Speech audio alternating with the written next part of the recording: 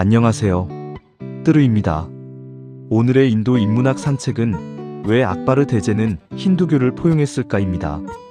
이슬람교는 인도 북서부에서 시작하여 점차 인도 대륙으로 세력을 넓혀갔고 여러 이슬람 왕조의 흥망성쇠를 거듭한 끝에 마침내 1526년 무굴 제국이 세워집니다. 한국에 찬란한 조선 왕조가 있었다면 인도에는 무굴 제국이 있었다고 말할 수 있을 것입니다. 무굴 제국은 인도 역사에서 가장 찬란한 문화적 전성기 가운데 하나였습니다.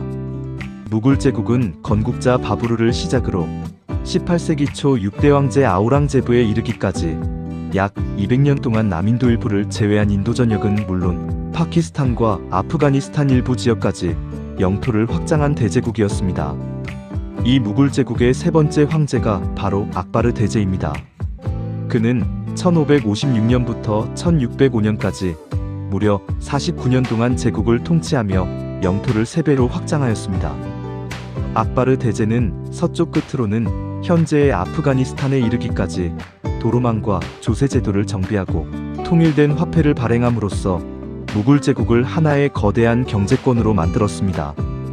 우리 역사에 광개토대왕이나 세종대왕이 있다면 인도 역사에서는 악바르 대제가 그에 해당한다고 할 수 있을 것입니다.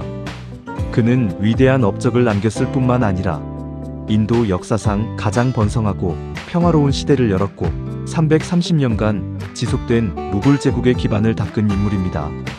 이처럼 악바르 대제가 무굴 제국 역사상 가장 위대한 황제로 칭송받는 가장 큰 이유는 그의 종교관용 정책에 있습니다. 그는 힌두교도와 시크교도 등 피지배 종교 집단에 대해 포용적인 태도를 취하며 사회적 통합을 이루는 데 힘을 쏟았습니다. 이는 이슬람 지배자가 다수인 힌두교도를 포용하는 매우 이례적인 정책이었습니다. 악바르 대제는 악바르나마에서 다음과 같은 말을 남겼습니다. 지금까지 나는 나와 신앙이 다른 사람들을 박해하여 나와 똑같게 만들려고 했으며 그것을 신에 대한 귀의라고 생각했습니다. 그러나 지식을 쌓아가면서 나는 후회의 마음에 사로잡혔습니다. 강제로 개종시킨 사람에게서 어떻게 성실한 신앙을 기대할 수 있겠습니까?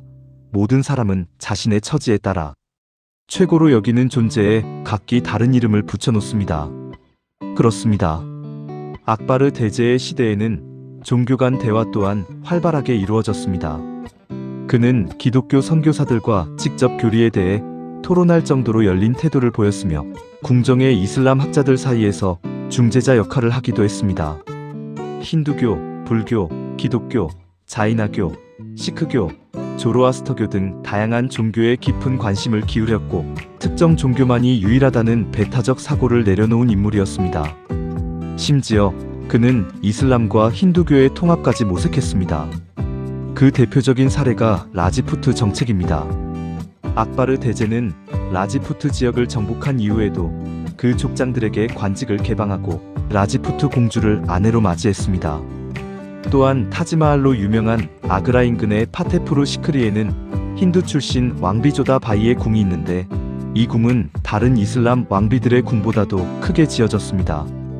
이 사실만 보더라도 악바르 대제의 포용 정책을 엿볼 수 있습니다. 그는 재상으로 힌두 브라만 출신 비르바를 등용했고 재무장관으로는 펀잡 출신의 토다르마를 임명했습니다. 특히 비르발은 악바르 대제의 고민을 해결해주는 인도의 대표적인 명지혜인으로 알려져 있습니다. 두 사람 사이에는 수많은 일화가 전해지며 이 이야기들은 비르발의 지혜문답이라는 책으로 정리되어 오늘날까지 전해지고 있습니다.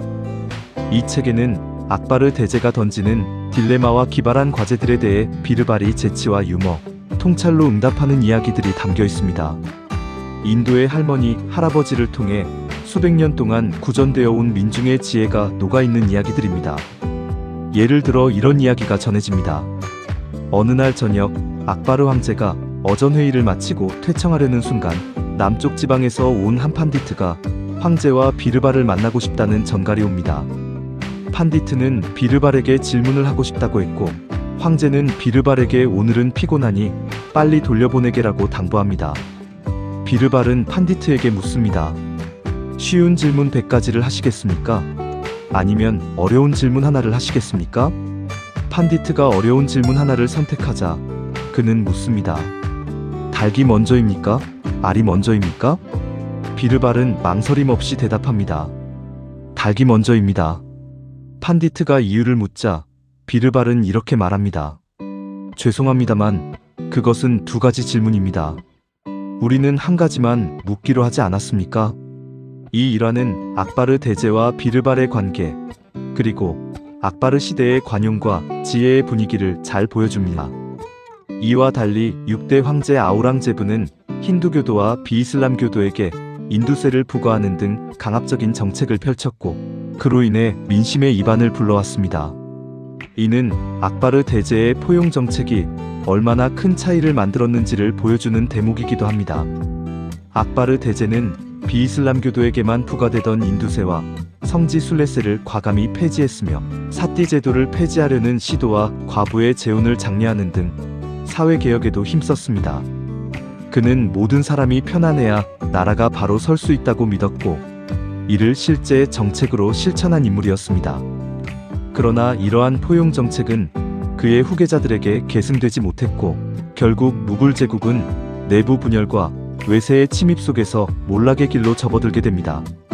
1857년 세포 이항쟁을 끝으로 무굴 제국은 역사 속으로 사라지고 인도는 영국의 식민지가 됩니다.